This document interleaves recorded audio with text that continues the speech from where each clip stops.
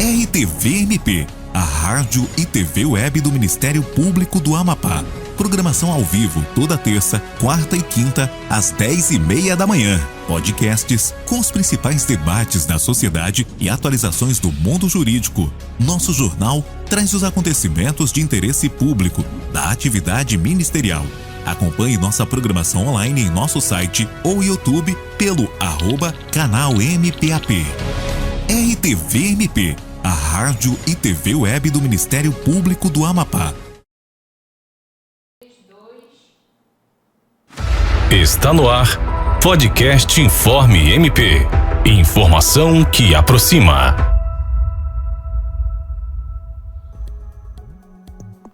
Bom dia, seja muito bem-vindo a mais um episódio do podcast Informe MP, a informação que aproxima, promovido pelo Centro de Estudo de Aperfeiçoamento do Ministério Público do Estado do Amapá, coordenado pela doutora Socorro Milhomem. Eu sou Fábia Souza, promotora de Justiça da Defesa da Saúde Pública do Ministério Público do Estado do Amapá. Neste episódio abordaremos a proteção legal da pessoa com TEA, direitos não são favores. De forma prática e bem didática, iremos abordar a legislação brasileira, a legislação que existe no Estado do Amapá, bem como as recentes decisões de tribunais superiores a respeito da temática. Para este bate-papo, teremos o promotor de justiça, coordenador do Centro de Apoio Operacional, Dr. Weber Penafor. Bom dia, doutora Fábia. O tema é muito relevante, né? Direitos não são favores. É disso que a gente vai tratar aqui hoje. Também o advogado e especialista, Dr. Jairo Santana. Muito obrigada, Dr. Jairo, por ter aceitado o nosso convite. Bom dia, doutora Fábia, Dr. Weber. É um prazer estar aqui no Informe MP. Agradeço muito o convite feito por vocês e também quero agradecer o apoio do Ministério Público do Estado do Amapá na luta em defesa dos autistas. Neste episódio, vai estar dividido em 3 blocos. No primeiro bloco, vamos abordar direitos da pessoa com autismo no Brasil. Temos como marco de conquista desse direito a Lei 12.764 de 2012, conhecida como Lei Berenice Piana, que instituiu a Política Nacional de Proteção dos Direitos da Pessoa com Transtorno do Espectro Autista. Por que essa lei é tão importante, Dr. Weber?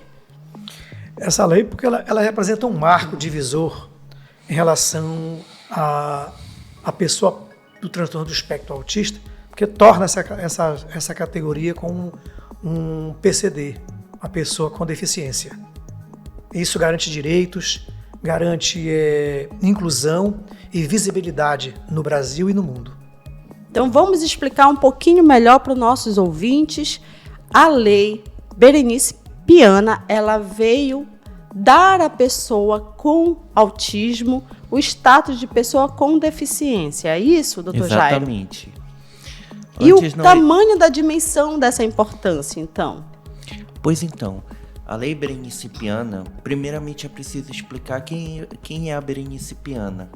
Ela é mãe com 3 filhos, sendo um deles autista. E antigamente não existia uma lei que pudesse abarcar todos os autistas.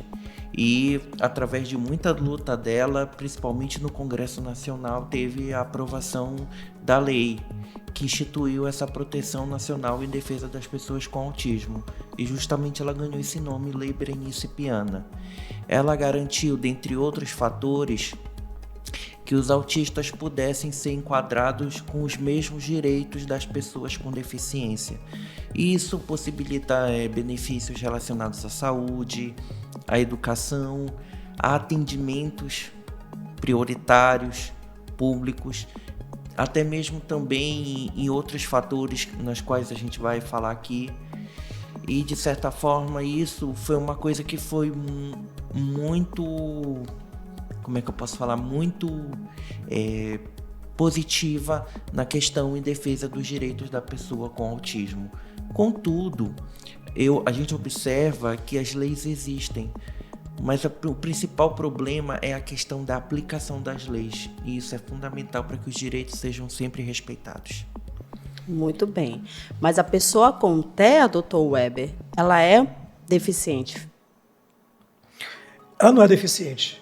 Ela é uma pessoa que merece, que deve receber cuidados e tratamento diferenciado.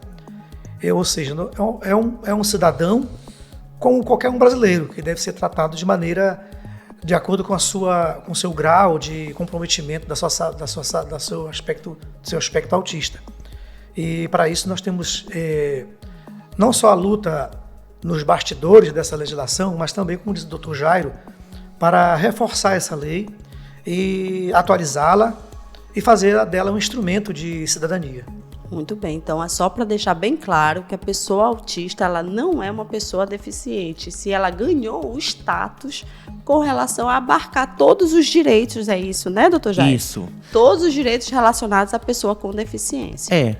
Mas no meu caso, por exemplo, eu já tenho uma opinião um pouco divergente. Apesar que o autismo não seja uma deficiência propriamente dita, se comparado, por exemplo, a uma deficiência física, a questão dos direitos faz com que ela também seja abarcada nesse quesito. E, de uma certa forma, ela pode ser tanto beneficiária da questão desses direitos. Então, eu acredito que o autismo, por exemplo, já como autista, tem gente que diz que ela não é uma deficiência. Eu já acho que ela é, mas em relação à questão da garantia dos direitos. Ah, entendi. Então, vamos lá. Na área da educação, quais os principais direitos a serem abordados, doutor Weber?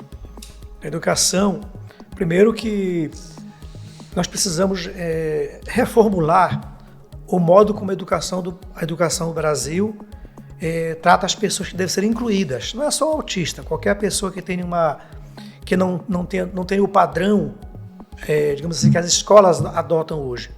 Então, a inclusão e também o acolhimento dessa pessoa nas escolas começa por aí o tratamento da educação do autista.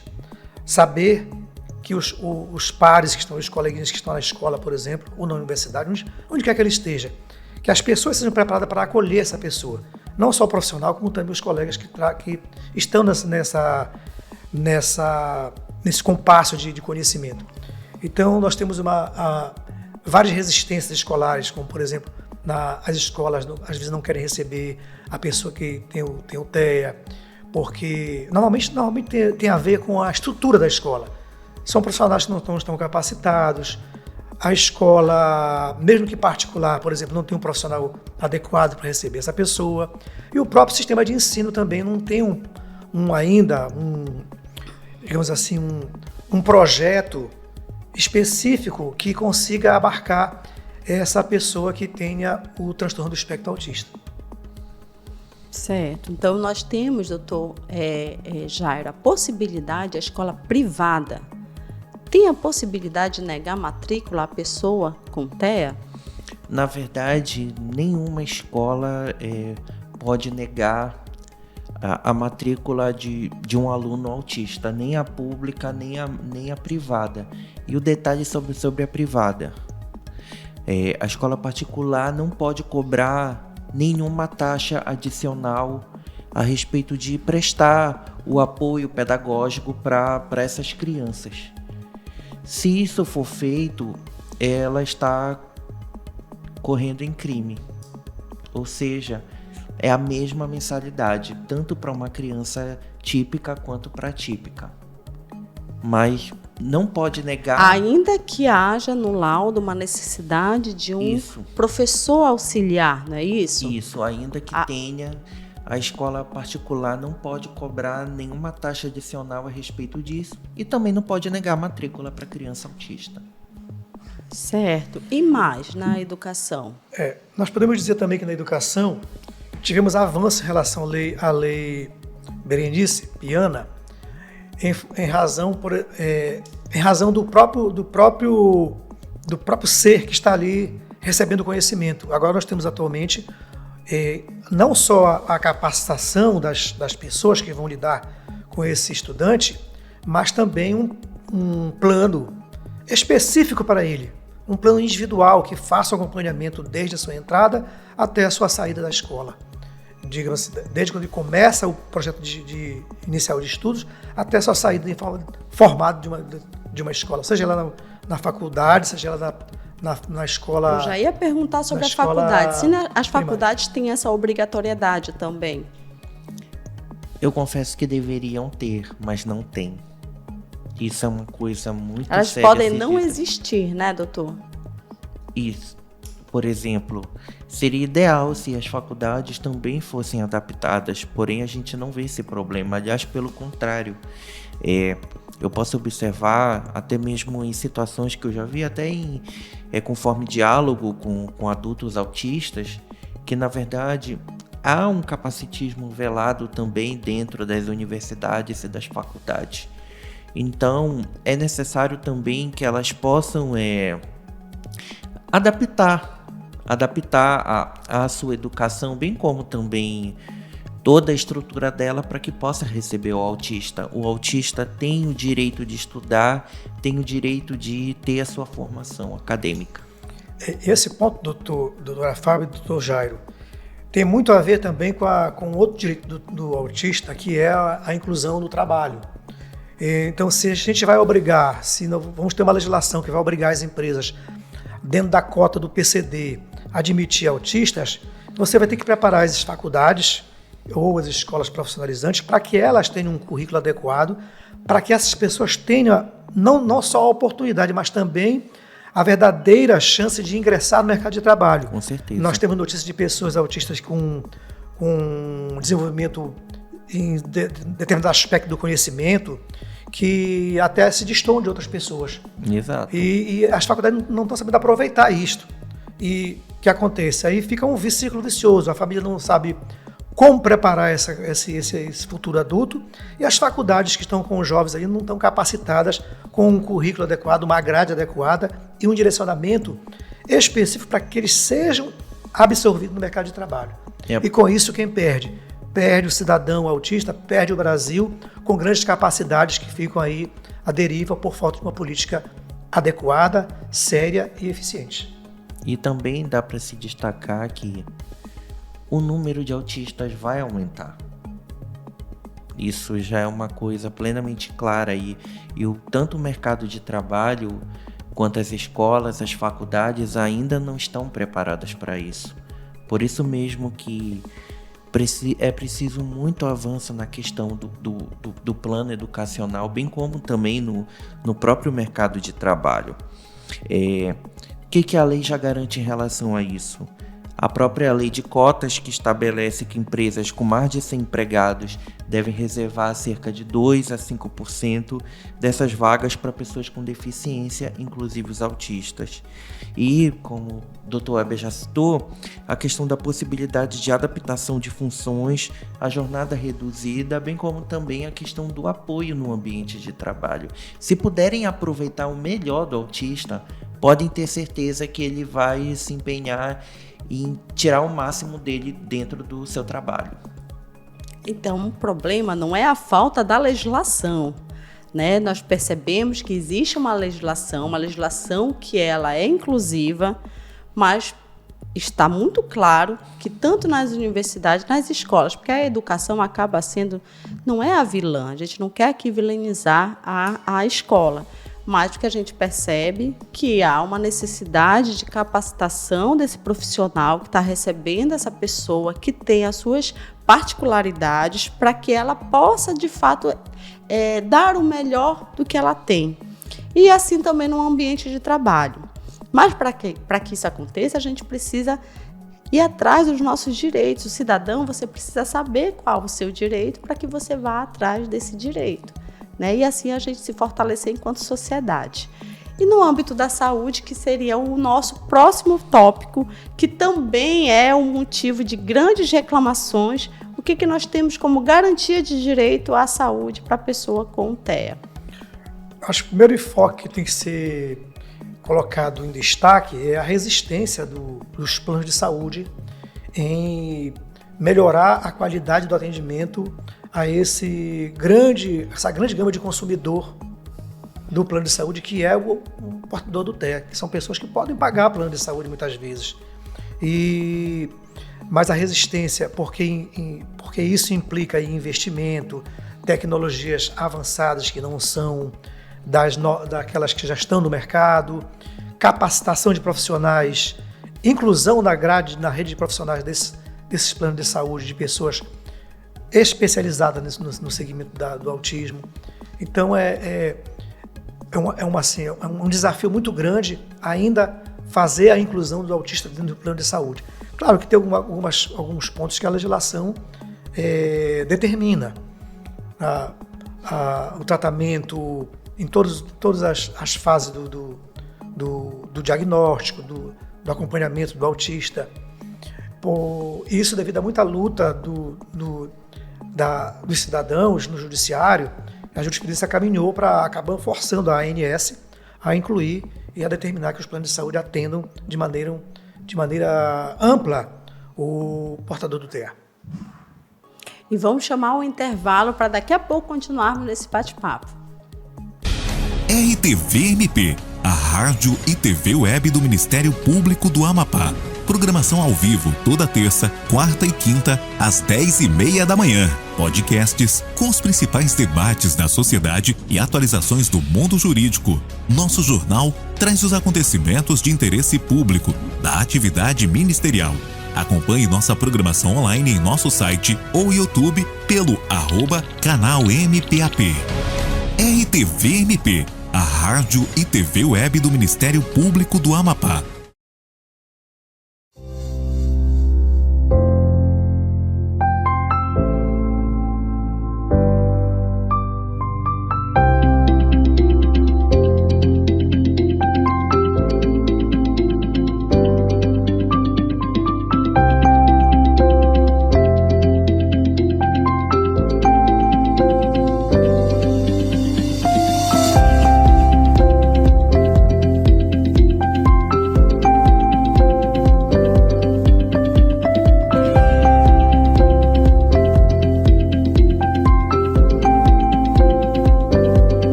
Você sabe o que é o Ministério Público? O Ministério Público é uma instituição que tem como missão defender e fiscalizar a aplicação das leis, defender a ordem jurídica, o regime democrático e os interesses sociais e individuais indisponíveis. O Ministério Público é uma instituição autônoma e não está vinculada a nenhum dos poderes. Promotores e promotoras atuam em parceria com a sociedade, defendendo direitos coletivos e individuais. Mas afinal, o que faz um promotor de justiça? Promotores e promotoras são responsáveis por defender o interesse público e agir pelo cumprimento das leis. Em resumo, as principais atribuições de um promotor de justiça são: fiscalizar o cumprimento das leis, proteger os direitos das crianças, idosos e mulheres, combater a corrupção, defender o meio ambiente, atuar no combate à criminalidade. O Ministério Público também ouve você. É por meio da ouvidoria que você pode denunciar, sugerir ou pedir ajuda. Ministério Público do Amapá, em defesa de quem precisa, em parceria com você.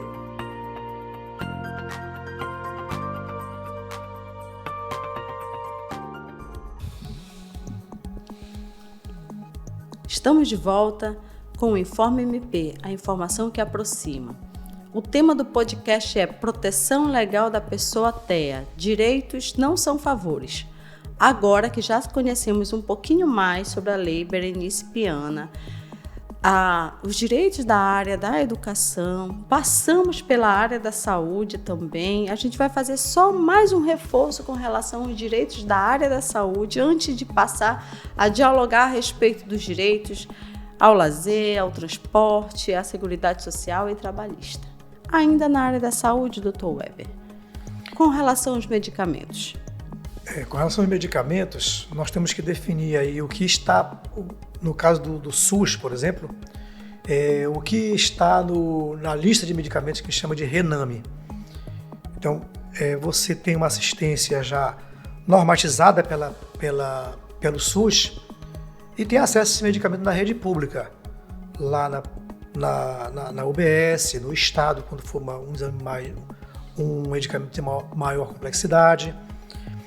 E também temos medicamentos que não estão na lista do SUS e que causam algum pânico na família de quem quer obter esses medicamentos, que aí já tem que ser na via judicial para poder adquirir esse medicamento.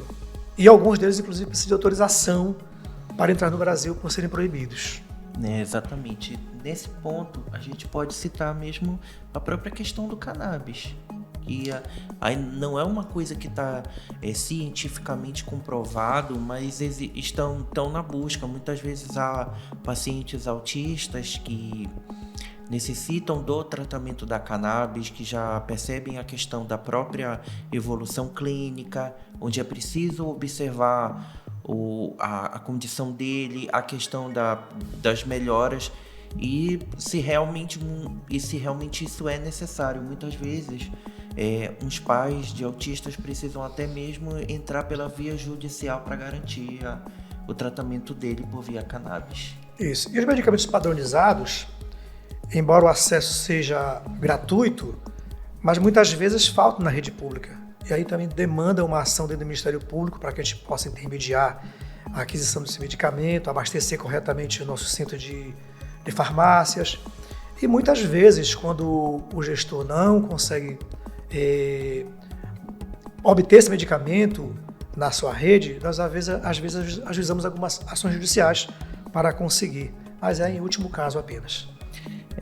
Há também 3 pontos fundamentais que não podem sair da nossa conversa de jeito nenhum, que são importantes destacar. A questão que o autista tem direito à prioridade em ter o seu diagnóstico e também em intervenções precoces, isso é fundamental. A questão que o autista tem o atendimento multidisciplinar garantido pelo SUS, que são relacionadas às questões de psicólogo, terapeuta ocupacional, fonoaudiólogo, psiquiatra. Há também o direito ao atendimento nutricional, isso é uma conquista recente, é importante a ser dita. E também que os planos de saúde têm que atender todo tipo de demanda que o autista possa ter, ou seja, a cobertura é obrigatória, inclusive para terapias como ABA, conforme decisões que são da ANS, bem como também do Superior Tribunal de Justiça, que a gente vai falar posteriormente.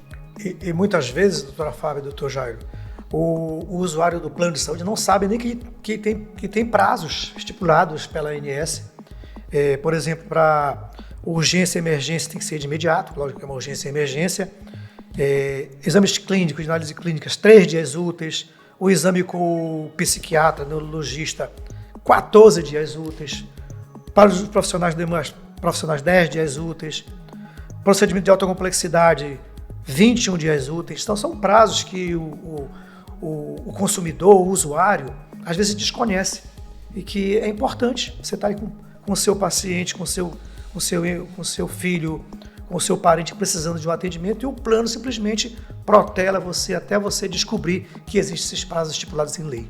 Ou nega, né, aquela terapia que está prescrita pelo médico, que tem que estar no laudo médico, né, doutor?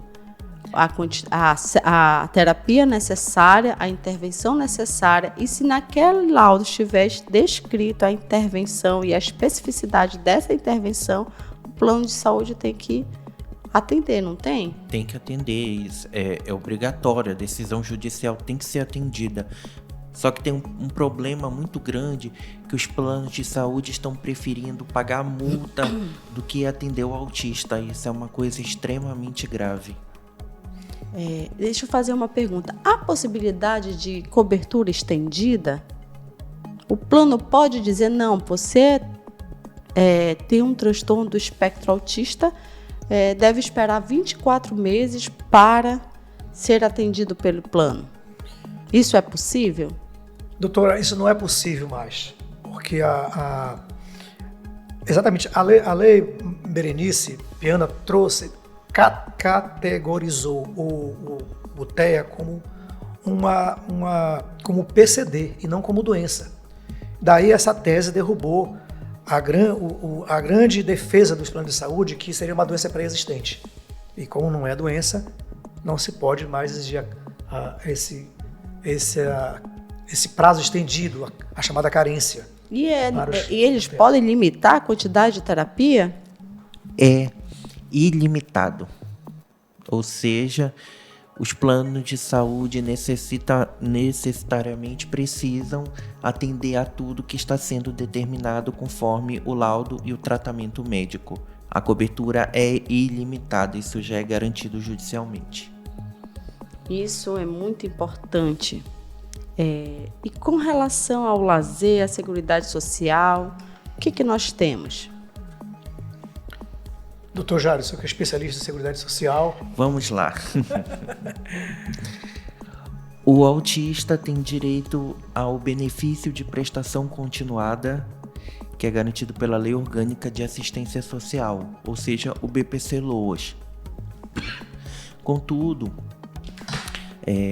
são necessários alguns quesitos. Alguns deles, a questão do laudo médico, identificando a questão do autismo, o CAD único, que é necessário, e a questão da renda per capita dentro da família, que não pode ser maior do que 1/4 do salário mínimo.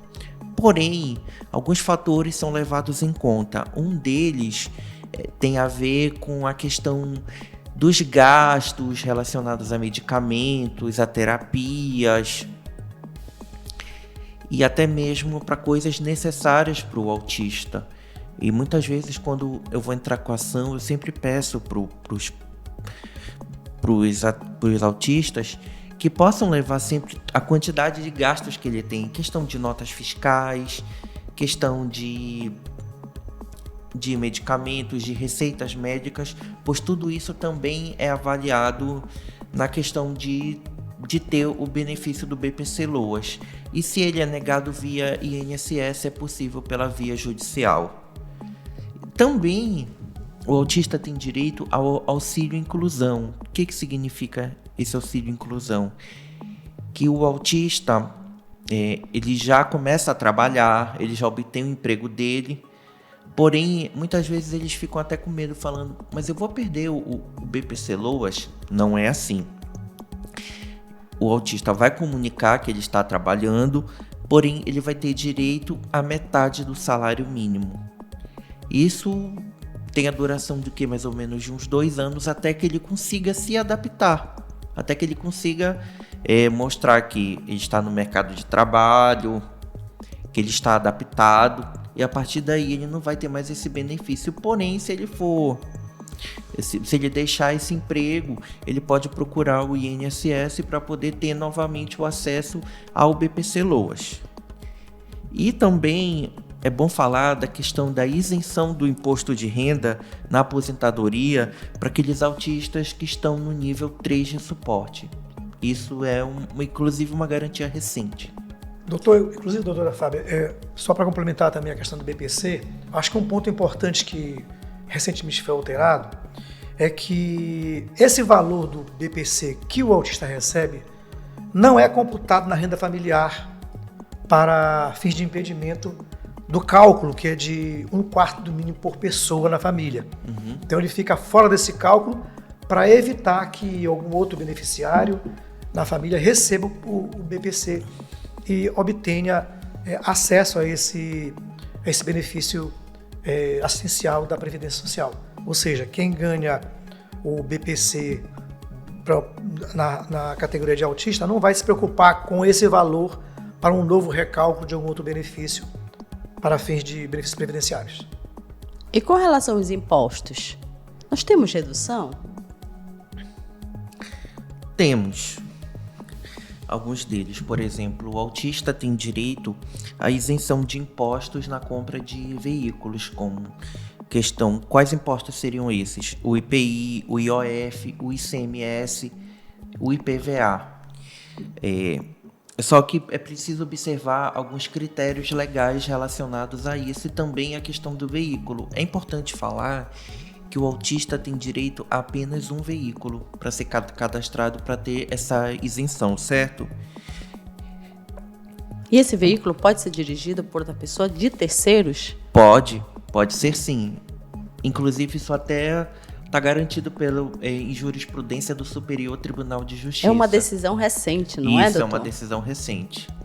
Ou seja, não precisa que ele mesmo tenha que dirigir esse veículo. Pode ser que um parente, o pai, a mãe, alguém cadastrado possa usar esse veículo. O veículo tem que ser novo? Pode ser seminovo? Pode ser seminovo. E com relação ao imposto de renda? É uma coisa que ainda está em discussão. A questão do... O que pode ser... O que vai para isenção são coisas relacionadas exclusivamente à questão dos medicamentos e do tratamento do autista. Apenas isso. Mas há antecipação dessa restituição quando você, no formulário, informa que é pessoa autista? Sim, tudo isso é avaliado. É avaliado, né? É porque se equipara, então, a uma pessoa com deficiência. Exatamente. Ele pode vir a receber no primeiro lote, quando ele informa que ele é uma pessoa com autismo, né? Isso. Foi até necessário você falar da questão do veículo, porque em relação à lei berenice-piana, também é importante falar que o autista ele tem direito a um cartão de estacionamento, da questão da própria reserva de estacionamento dele. Ou seja, ele vai ter direito a ter esse cartão emitido, no caso aqui em Macapá pela CETEMAC, né? Para que ele possa estacionar em uma vaga destinada exclusivamente para ele. Por exemplo, tem hoje o próprio estacionamento para pessoas com deficiência. E outros também agora que já estão fazendo, que já são destinados exclusivamente para o autista. Agora, é necessário que o autista esteja presente, que o autista esteja usando o seu cordão e que tenha esse cartão dentro do veículo na hora de estacionar. O que é causa um pouco de retrocesso, porque em relação ao idoso, por exemplo, você não precisa mais ter cartão no carro, porque a própria CNH digital, ali no aplicativo, você já tem ali um campo que demonstra que você tem o cartão de estacionamento para o idoso. Então, essa placa de colocar lá veículo só com cartão, obrigatório o cartão no painel, já foi abolido por idoso. É um campo que pode avançar também para o autismo. Pode sim se avançar. E ao lazer? Nós temos algum direito garantido, lazer, ao transporte? Até sobre o transporte foi até fundamental a senhora tocar nesse assunto, porque o autista tem direito a acompanhante gratuito no transporte público interestadual. Ou seja, vamos supor, se ele precisar ir, por exemplo, daqui de Macapá para Santana, ele tem direito a ter esse acompanhante. E também a própria questão do passe livre, onde também é avaliado o direito ao passe livre, até mesmo na questão dentro do CAD único. Isso pode ser feito no próprio CRAS e também aqui no CETAP. E ao lazer, o que nós temos? É muito importante falar da questão do lazer, a questão da meia entrada. A meia entrada garantida para o autista com os mesmos direitos equivalentes a pessoas com deficiência. Muitas vezes até em shows, no próprio cinema, onde ele, o acompanhante, tem direito a meia entrada. Oi? Em parques também? Em parques também. Em parques também há direito a essa meia entrada. Em alguns locais até mesmo há a gratuidade, mas isso varia de lugar para lugar. E uma questão importante do próprio acesso à área PCD dentro de shows. Hoje, em shows da prefeitura e do governo, existe a área PCD. E ela é fundamental para garantir essa acessibilidade. E pode ter direito a ela o autista, bem como seu acompanhante, mas só pode ter direito a um acompanhante. Isso. E também no parque ser atendido, né? Entrar numa fila, né, preferencial. Ele pode? Ele pode sim. justamente porque tem essa questão do atendimento preferencial, por exemplo, em supermercados, em filas de banco, em lotéricas, e tá até mesmo na própria questão de saúde. E é fundamental estabelecer aqui uma diferença entre atendimento preferencial e atendimento prioritário. O autista tem atendimento prioritário em questões relacionadas à saúde e até mesmo em questões quando há, por exemplo, uma única fila. Se tiver uma única fila e tiver um autista, ele pode ser atendido. Agora, em outros casos, por exemplo, menores, como a questão do próprio atendimento preferencial que existe no supermercado para gestantes, para pessoas com limitações físicas, pela questão do idoso, o autista também tem direito a eles. Mas vamos supor numa situação, há um autista que está em crise no momento, aí ele pode ter direito ao atendimento prioritário.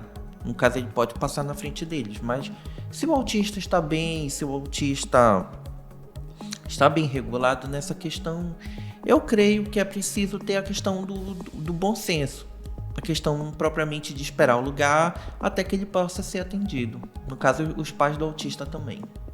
Então, no transporte interestadual, nós temos o desconto de 50%.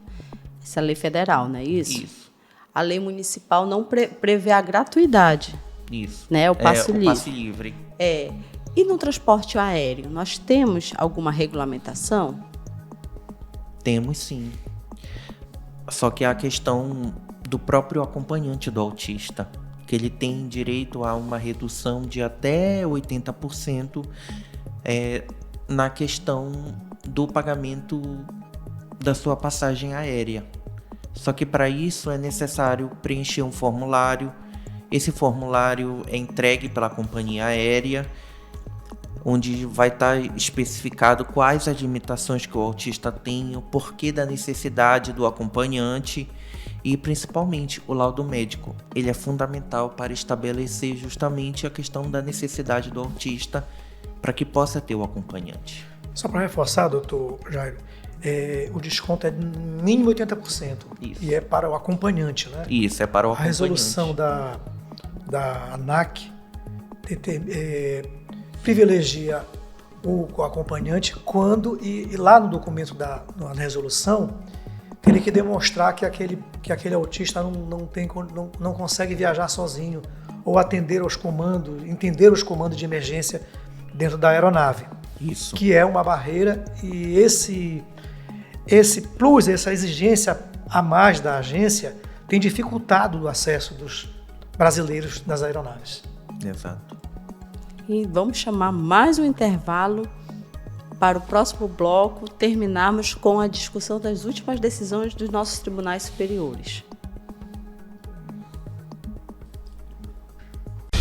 RTV-MP, a rádio e TV web do Ministério Público do Amapá. Programação ao vivo toda terça, quarta e quinta, às 10h30 da manhã. Podcasts com os principais debates da sociedade e atualizações do mundo jurídico. Nosso jornal traz os acontecimentos de interesse público da atividade ministerial. Acompanhe nossa programação online em nosso site ou YouTube pelo @canal MPAP. RTV-MP, a rádio e TV web do Ministério Público do Amapá.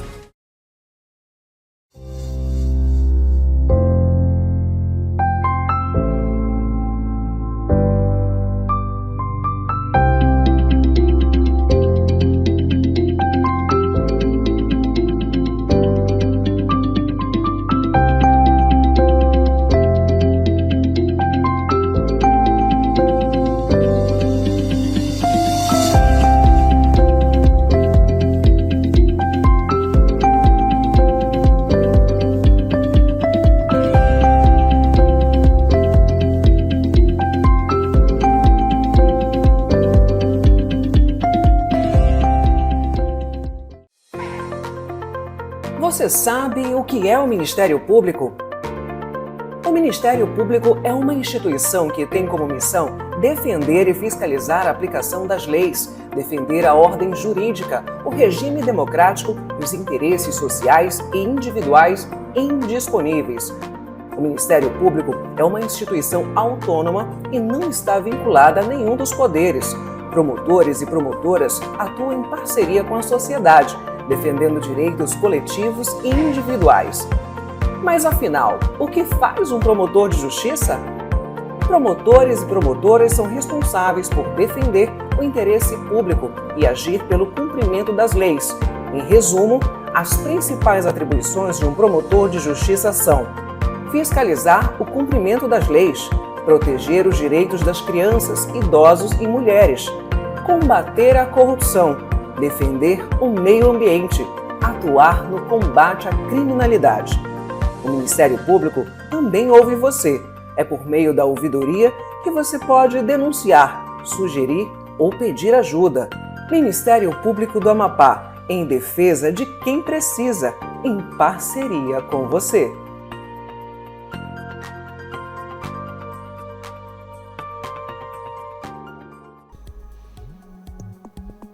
Estamos de volta e para finalizar o episódio sobre proteção legal do TEA, direitos não são favores, vamos falar um pouquinho sobre as decisões judiciais dos tribunais superiores recentes que têm marcado avanços importantes e significativos na conquista de direitos da pessoa com espectro autista, especialmente aqui no Brasil e no Amapá. Nos últimos anos, temos visto um crescimento significativo de decisões e atos normativos que vêm fortalecer essa proteção de direitos, né, Dr. Weber? Vamos citar aqui alguns? Eu acho que os tribunais superiores têm um papel importante nesse arcabouço jurídico. Afinal de contas, nós temos os expedientes que obrigam o sistema judicial a decidir num certo sentido. Acho que um dos mais importantes dessas decisões judiciais, doutora Fábio e doutor Jair, na minha visão, é a obrigação de evitar a recusa do plano de saúde de atender com a equipe multidisciplinar. E a gente sabe que é uma carência muito grande nessa área desses profissionais. Já não tem um profissional ainda dar abertura para o plano recusar o atendimento multidisciplinar realmente é colocar em xeque toda a luta da Berenice Piana na legislação. E não só apenas a questão de recusar, mas também é abusiva a questão que os planos de saúde muitas vezes limitam a questão do atendimento ao autista, e o atendimento que muitas vezes é dito até no laudo médico do neurologista. Então, é totalmente abusivo e uma coisa considerada ilegal pelo Superior Tribunal de Justiça. Temos mais? Temos muitas, doutora Fábio, muitas decisões importantes. Vou destacar aqui, nós temos que o SUS já trouxe para a sua política de saúde algumas práticas de terapias que adveio da prática do dia a dia, né?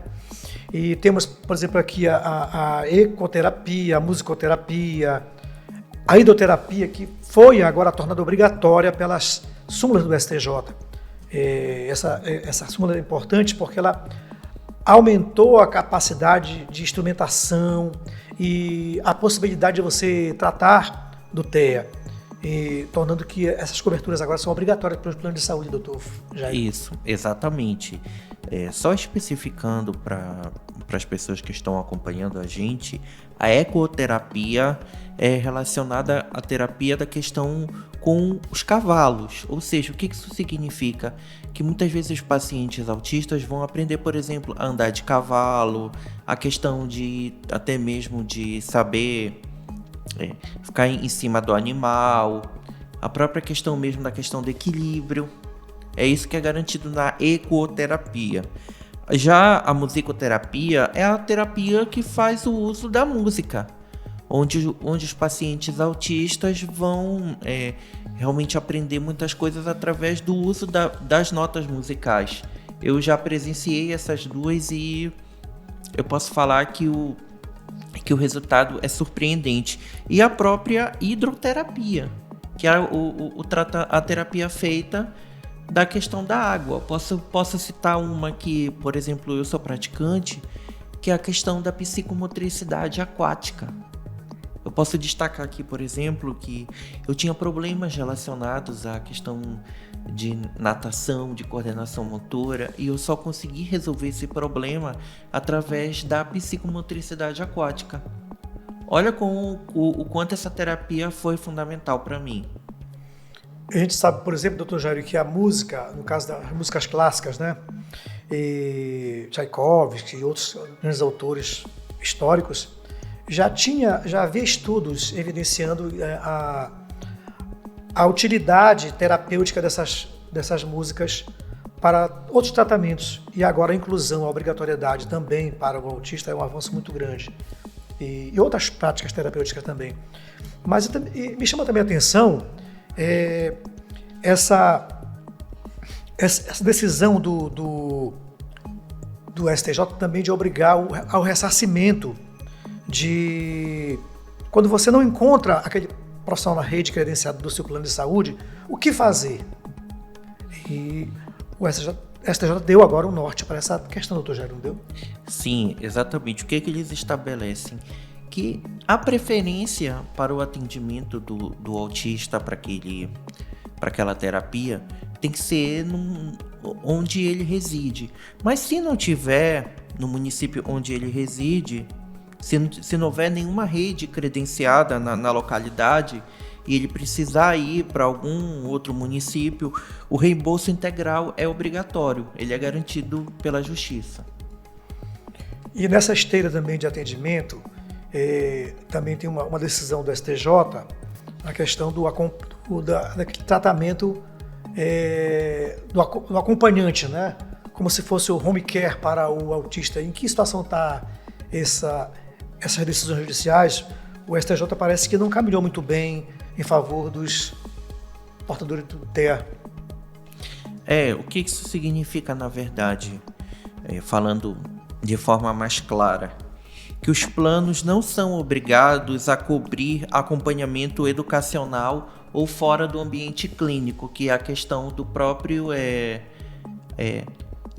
atendente terapêutico, o chamado AT, que entram nessas questões, que muitas vezes os autistas precisam, por exemplo, nas escolas, de ter um profissional a mais, além daquele já estabelecido pela escola. E infelizmente, eu posso falar assim, infelizmente mesmo, porque eu vejo a questão que muitos autistas necessitam, mas o STJ não garantiu, no caso, ele garantiu que o plano não cobre essa questão do acompanhamento escolar ou domiciliar. Exato. Além dessas decisões ser desfavorável aos autistas, temos também decisões que são fora da área da saúde, como, por exemplo, a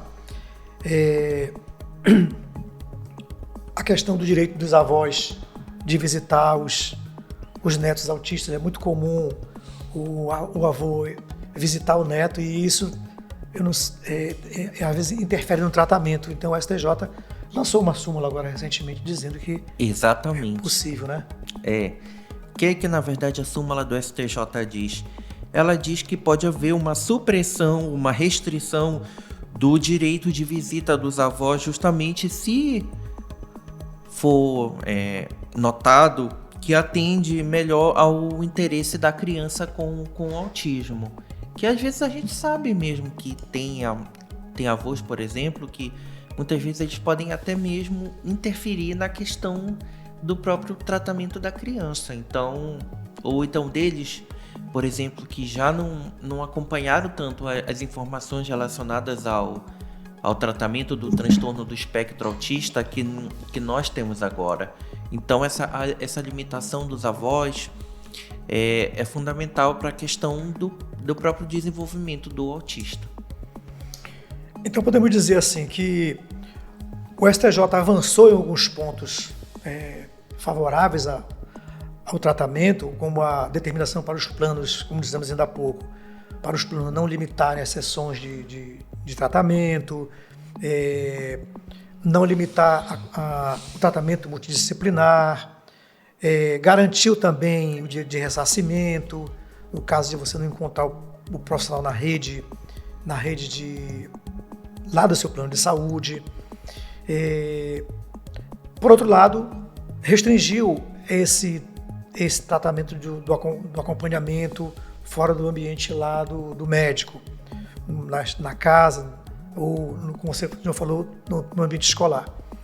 Mas também avançou para tratar de maneira diferenciada o preso, aquele autista que eventualmente tenha cometido um delito, que esteja cumprindo pena, seja ela provisória ou a pena definitiva, a execução definitiva, ele tem algumas regalias para esse cumprimento de pena, doutor Jairo, não é isso? Eu vou explicar mais ou menos isso. Inclusive, teve até uma decisão recente relacionada a isso, que, se eu não me engano, foi pelo Tribunal de Justiça de São Paulo. Não faço ideia. Mas o que isso significa, na verdade? Que pode ser concedida uma prisão domiciliar a um genitor preso se tiver comprovado a necessidade de cuidados com o filho autista. Ou seja, vamos supor, ele foi condenado à prisão, mas ele tem um filho autista. E esse filho autista necessita do cuidado do genitor, pode ser concedida a própria questão da prisão domiciliar para que, no caso, esse detido possa educar o seu filho autista, acompanhar, tratar todas as questões relacionadas à educação e à saúde do menor. Então ele é voltado para o acompanhante de quem tem um filho autista em casa, por exemplo, uma mãe que tem um filho autista. E tem visto muito isso no judiciário, né? Exatamente. As mães, geralmente tráfico de drogas, as mães têm muitas crianças que cuidam, às vezes infelizmente depende esse imiscui nessa área perigosa e proibida.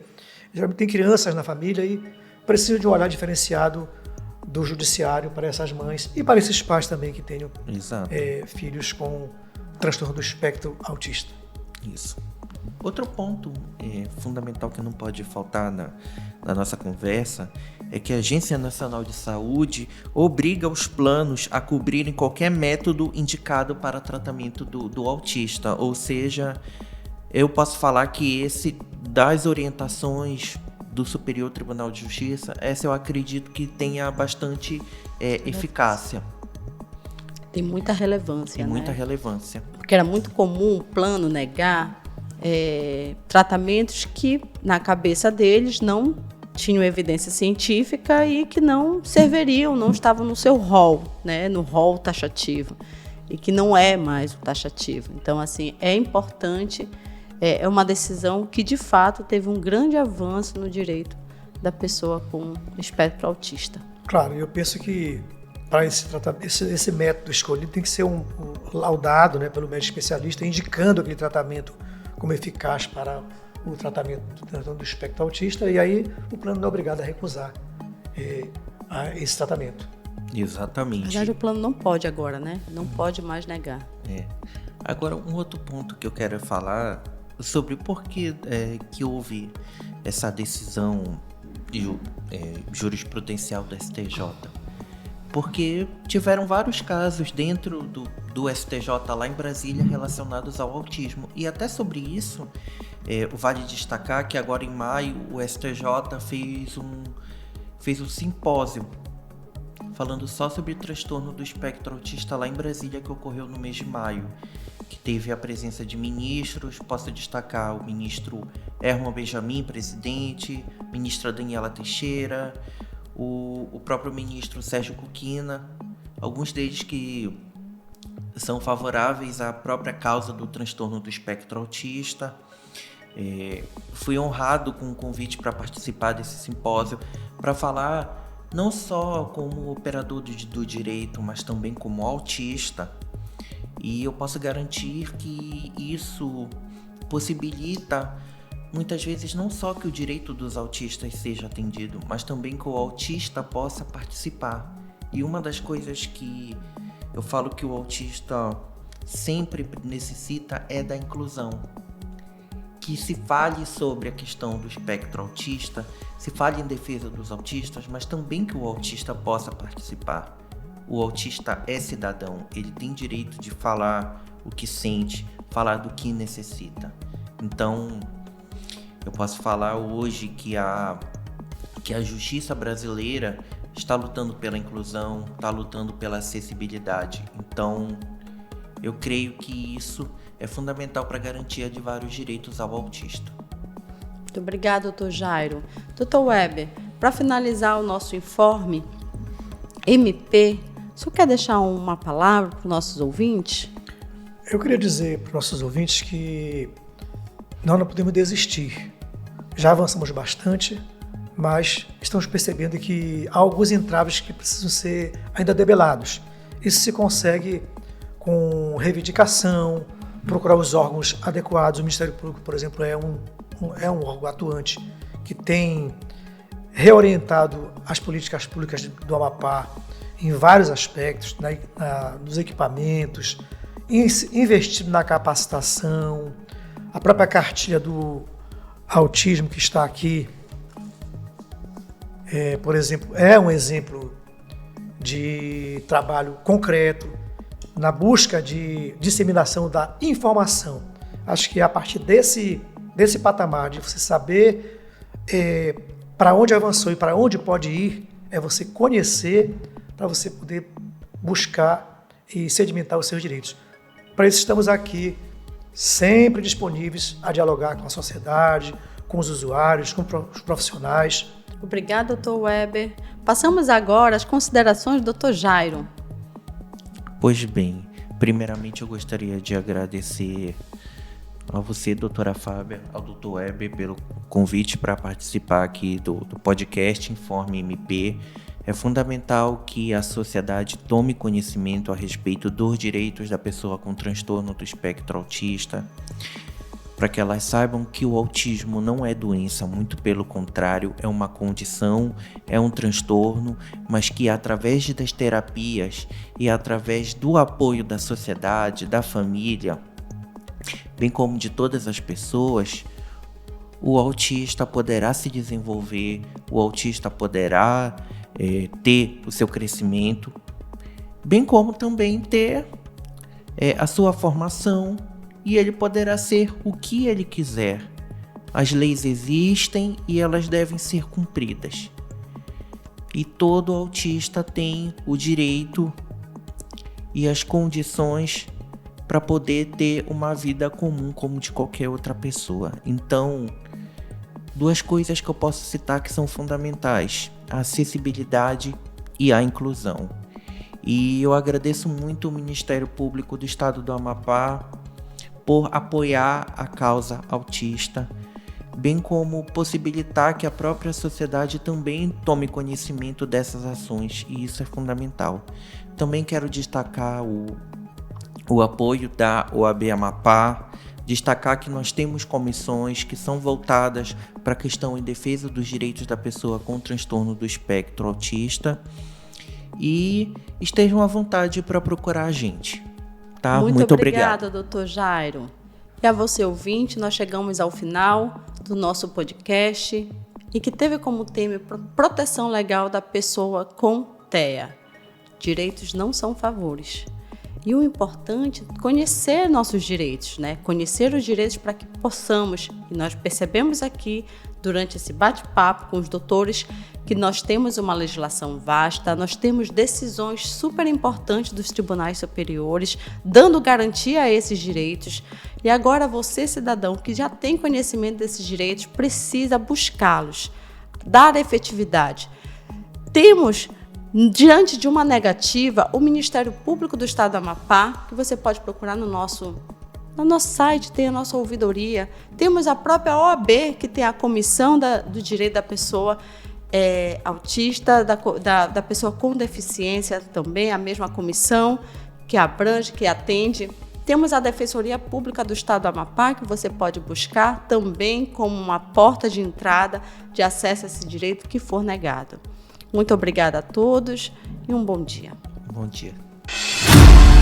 Você acompanhou Informe MP, toda quinta, às 10h30 da manhã, com os principais debates do mundo jurídico.